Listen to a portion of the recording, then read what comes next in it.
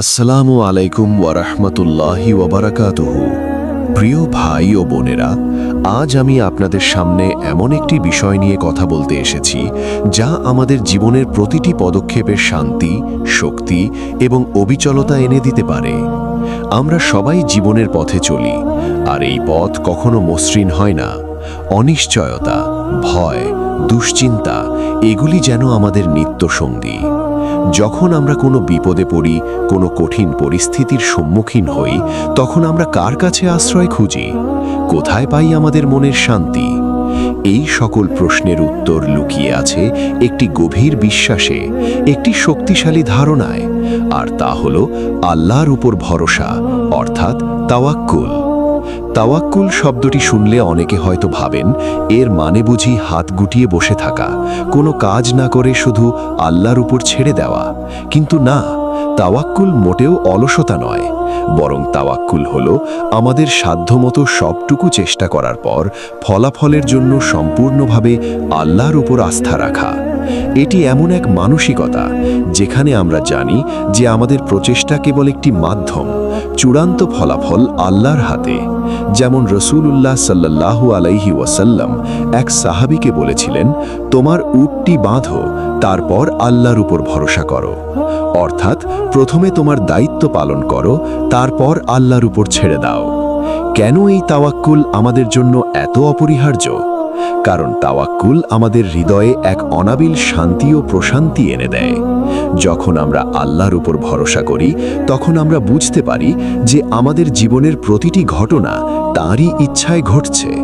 ভালো হোক বা মন্দ, সব কিছুর পেছনে তাঁরই প্রজ্ঞা রয়েছে। এই বিশ্বাস আমাদের দুশ্চিন্তা, হতাশা এবং ভয় থেকে মুক্তি দেয়। আল্লাহ তাআলা পবিত্র কুরআনে বলেন, যে ব্যক্তি আল্লাহর উপর ভরসা করে, আল্লাহ তার জন্য যথেষ্ট। সূরা তালাক ৬৫ নম্বর ৩। এর চেয়ে বড় আশ্বাস আর কি হতে পারে? তাওয়াক্কুল মানুষকে সাহসিকতা এবং দৃঢ়তা দান করে। যখন হযরত ইব্রাহিম আলাইহিস সালামকে আগুনে নিক্ষেপ করা হয়েছিল, তখন তিনি আল্লাহর উপর পূর্ণ ভরসা রেখেছিলেন। আগুন তার জন্য শীতল ও শান্তিদায়ক হয়ে গিয়েছিল। যখন আমাদের প্রিয় নবী হযরত মুহাম্মদ সাল্লাল্লাহু আলাইহি ওয়াসাল্লাম হিজরতের সময় গুহায় আশ্রয় নিয়েছিলেন এবং শত্রুরা তাদের খুব কাছাকাছি চলে এসেছিল, তখন আবু বকর রাদিয়াল্লাহু চিন্তিত হয়ে পড়েছিলেন। কিন্তু নবীজি বলেছিলেন, ভয় পেও না, আল্লাহ আমাদের সাথে আছেন। এই ছিল তাওয়াক্কুলের চরম দৃষ্টান্ত। এই বিশ্বাসই তাদেরকে সকল প্রতিকূলতা মোকাবিলায় অবিচল রেখেছিল। তাহলে আমরা আমাদের দৈনন্দিন জীবনে তাওয়াক্কুল অনুশীলন করব কিভাবে? এর জন্য 3টি মূল স্তম্ভ রয়েছে। 1. প্রচেষ্টা, আসাবাব। প্রথমে আমাদের সাধ্যমতো চেষ্টা করতে হবে। কোনো কাজ শুরু করার আগে পরিকল্পনা করতে হবে, কঠোর পরিশ্রম করতে হবে, কারণ আল্লাহ পরিশ্রমীদের ভালোবাসেন। 2. দুআ। আমাদের প্রচেষ্টার পাশাপাশি আল্লাহর কাছে সাহায্য চাইতে হবে।